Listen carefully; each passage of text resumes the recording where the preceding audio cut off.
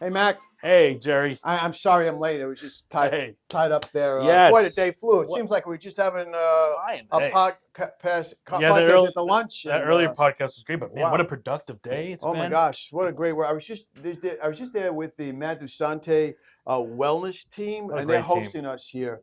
And wow, we talk about these dances that the founder Martin Duchesne provides. They're very popular in Incredible. France and right here in That Canada. community is taking off, Oh, man. it's out of, and you know Yeah. what? It shows you how when you're how you can actually if you've neglected your well-being and you want to kind of get into it, these dances, these she's a wellness choreographer, which is unique in the marketplace. But I was just with the team, and I was just blown away with what they're doing. I'm glad you brought her Yeah. company up though, because Madusante is one of the companies that Thinkland works with, and we do a good amount of her digital publishing. We help her out with her growing her community online and all everything that comes with that. And I really am excited about this sit down podcast because I'd like to get into that. How is that? How are we at Thinkland able to do digital publishing, at a global scale? And that really comes down to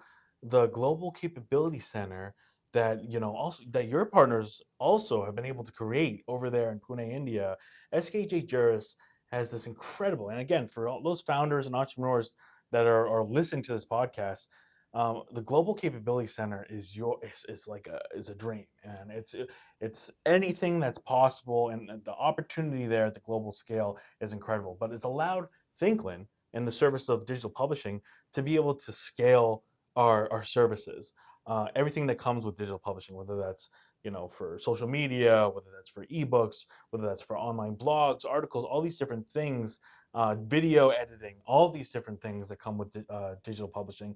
It's been really incredible, and I'm just really excited to kind of dive into this because that partnership, that global partnership that we always talk about over there in Pune, India, has allowed for me to really grow my business, for you and everything that you do. I'm just excited to just kind of dive into that a little bit. Yeah, I'll tell you, right? Necessity, the mother of all invention. Yep. Right. So when I started practicing law, it was I had a built-in community. There wasn't a lot of Irish American attorneys at the time. There was a lot of political turmoil in Ireland. Mm-hmm. There was, back in the 70s, America used to open up its borders to people who were escaping tyranny with the idea that, well, we were going to get the best and the brightest. You're also not going to get the best and the brightest. That's just the way human beings are, right?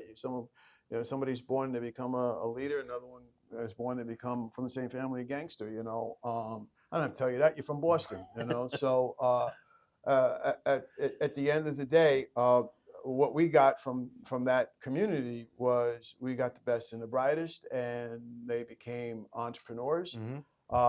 Most immigrants, when they come into the United States or right here in Canada, they strive towards the entrepreneurial stage, and we everything was going just Jim Dandy. Uh, and we built they became owners of bars, construction companies, financing. It was very, very good, except for one little thing. It gave us a lot of opportunity to then say, look, we want to expand into the renewable energy space. It was just coming online.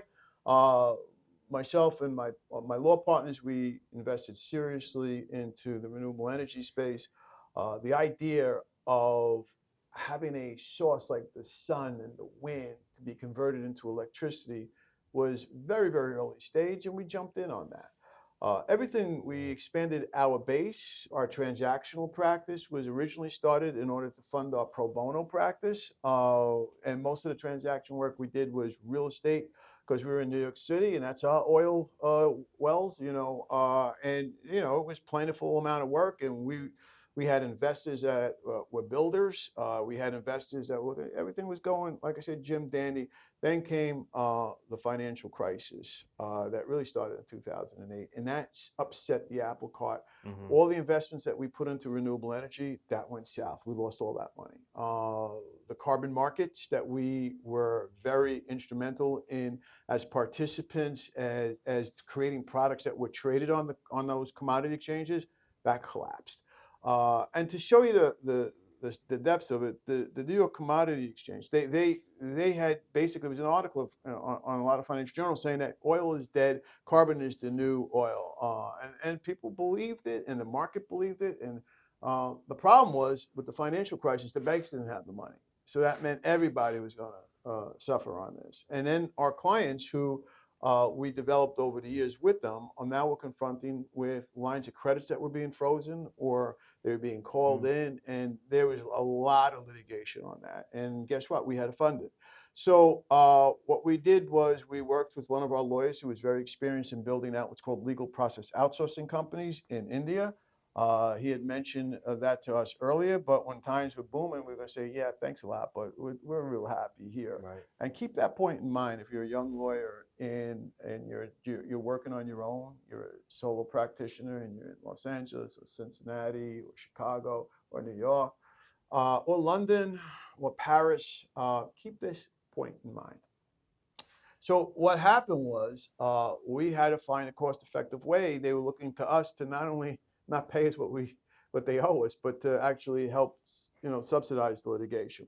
I knew we could not do this in a time frame that we had to do it. That was the most important thing, time frame. We had to get to court immediately. We had to find a cost-effective way of doing it. One of our law partners introduced us to his former business partners in India.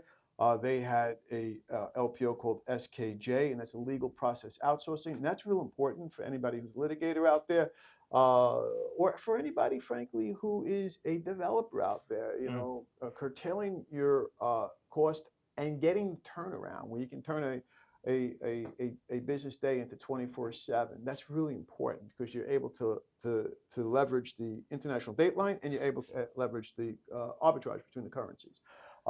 And that's what we did. We built this very slowly. We did our due diligence. Lawyers love due diligence. And I said, well, I'm going to do this the old-fashioned way. So me and my partners were working round the clock to get the papers done on time. And when I say round the clock, I mean that. We were going on 1 hour sleep, 2 hours sleeps. We actually, both of them, me and Gerard McCabe were going to file up documents up in a court in the Bronx, coming from Midtown. We both fell asleep on the subway and missed the stop. We had to take the subway back down to 161st Street where the courthouse is, and where we thought we had like an hour to spare, and we were going to go out and have dinner by Yankee Stadium. We wound up like rushing into the court and getting everything filed at the last minute. That, as you can see, is not sustainable. However, we then went over to, we did our due diligence. We did 2 years of investigation into SKJ. Then all of a sudden we started putting small amounts of work out there, then increased it to the point where we are now that they're a phenomenal team for us. And we'll give you a prime example. We had a case very recently where the infrastructure of the tech collapsed right before, 2 hours before the case was supposed to be filed. The document was supposed to be filed. It was a brief. It was a brief for court. Because we've been working with Anuka, Tapadia, and Sabi Ghosh, and Pankaj Jain for over a decade, well over a decade, we felt so comfortable saying, okay, look, we're going to have to, what happened was the brief was lost. It was lost. It got, and to get the system back up, because we're not using clouds on certain things because you're dealing with intellectual property. We had to reconstruct the arguments that we had put together that was worked on for the last 2 days beforehand, and we had to do it in rapid fire way. So what happened was, even though it was late at night over in India, they stayed with us. We dictated to them. They interfaced with it. They put a team of workers on there, blah, blah, blah. And then we got this filed in the U.S. And that is real important because it was only one guy in a law firm that was charged with this thing. That was me. But it was an early work day for me. So, but it was because they were with me and stayed with me during those 2 hours, and we got this document. That's what you were talking about in your introduction: a strategic partner that you develop and, more importantly, nurture, so that you're able to work on this. Now, what they developed is also business opportunities for us. Real estate. It's not just that they were just doing the outsourcing work. Let's face facts. India is a hot community of consumers and entrepreneurs. They're young. You've been over there. They're young. When you walk around, well, it's kind of, maybe it's a little skewed where we're staying in Quebec City now because it's in where the college students are. But for the most part, it's an aging society Yeah. in Canada. Down in the States, it's aging. Over the Atlantic Ocean, it's aging. In East Asia, it's aging. So what do you do with these aging societies? Well, who's going to be the consumers? Well, you got this gigantic market in Africa, which you're used to working Mm-hmm. into, and in Asia, which you're used to working into. So tell us a little about. I showed you how I started my business, and if there's any young lawyer out there who wants to learn about it, you can feel well. Actually, you can. I'm having a book. I'm going to put it out there. You can read it. It's on there. If you want to put in some sort of message in the Facebook account of MGSN, those people at MGSN will get it over to me. But let's talk about it from another sector besides law. How does a digital developer, and you're a relatively young fella who's just now getting into who's been an entrepreneur. I think you started the BCFF media company about 3-4 years ago. Yeah. And that happened, it was presented at a workshop here that I was conducting for the incubator companies that were on there. So tell us how you developed this magnificent digital development company that that is a publisher of content, that is a generator of content, and also has this great marketing and sales component to it. Tell us a little bit how you're able to do this, and the Global Capability Center, and more importantly, the aspect that you developed within the GCC, another version of the GCC, the Global Creative Center. Very, very similarly to your story, Jerry, is kind of how, the GCC came about in our development and our partnership with SKJ Juris. But before I just quickly dive into that, I want to shout out, I'm so glad you went into that story of how you started with SKJ, because for people that are very interested in that and wanting to learn more, please go to mgsn.net, go to thinkland.com. We actually had a demo that we filmed in Pune, India, where you kind of go in a little bit more into detail on that incredible development, in your work history. But then also, I know, the Thinkland Publishing House, we're also developing an ebook that you have actually even more to say. If they want even more information, they can purchase there. So again, continue to follow thinkland.com and MGSN, because there's a lot more valuable, published works that are going to be coming your way. But I would say your story, really speaks to everything that we went through at Thinkland, is because there was a market stress point. And what we went into digital marketing, Thinkland, we saw, man, it's incredible how everyone's asking us to do publishing for them, whether it's social media, managing social media, whether that's creating videos, whether that's editing videos, whether that's creating ebooks and articles and blogs. I mean, it's a lot of content to be created and to be executed on. Your client says, I have an idea, and then you have to execute it and create the content. It's a lot of work there. And so for us, we're thinking, man, how are we as a small team going to scale this service, going to scale and develop our product better? Well, in comes SKJ Juris with their Global Capability Center. We've been able to partner with them, especially at a moment now where everyone and all of our clients are asking for this stuff, and develop a team and nurture a team, just like you were talking about with the incredible lawyers over there. And we've been able to, again, hire video editors.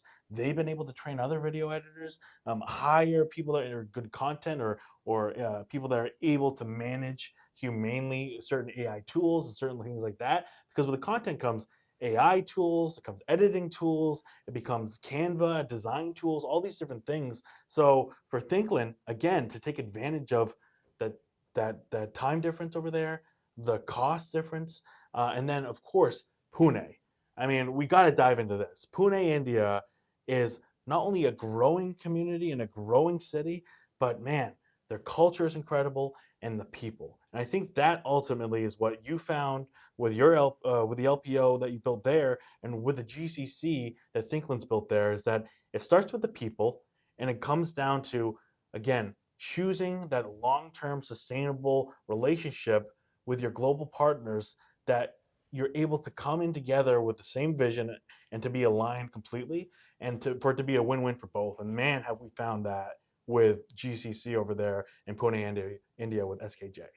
Yeah, that I'm so happy that you had that experience.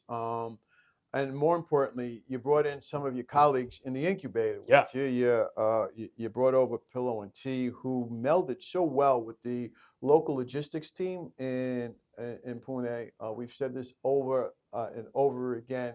And what we're going to do, what we're going to plan to do, we only do invitation onlys to our demos. There's going to be a demo this the winter in 2026. I hate even saying that, I but know, it's incredible. and we're gonna open up invitations for entrepreneurs.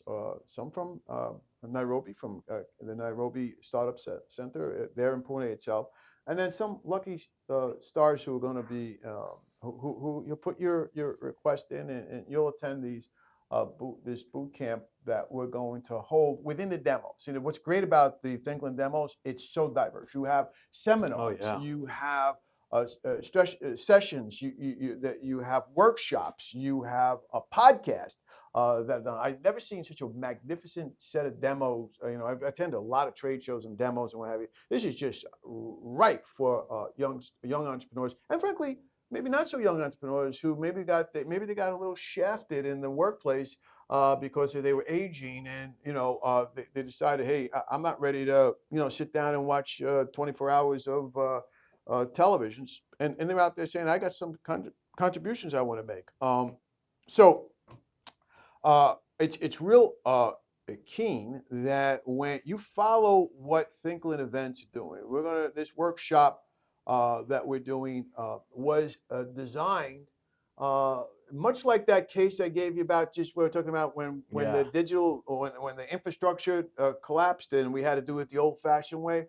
I want you to understand what's happening right here, folks. What's happening here is that on these demos, I want you to look at Thinkland Events. You'll see these demos coming up. This is being developed, and we actually started that process right here at this workshop. We now put out some invitations out there for some entrepreneurs who want to experience what our incubating companies have done. But you know what? I am seeing your camera people out there, and they're saying that I have another appointment that I have to go to with one of the entrepreneurs, and this is Friday night. And actually, there's a show. One of your podcasts is going to be live on if somehow somebody tells you about this, look onto the podcast is going to be hosted on YouTube. It's going to be a phenomenal podcast. Yeah. About that experience in the magnificent GCC that you conducted in a studio that was designed by yourself and the people over at the entrepreneurs over at Pillow and Tea. Yeah, continue to follow along on MGSN's YouTube.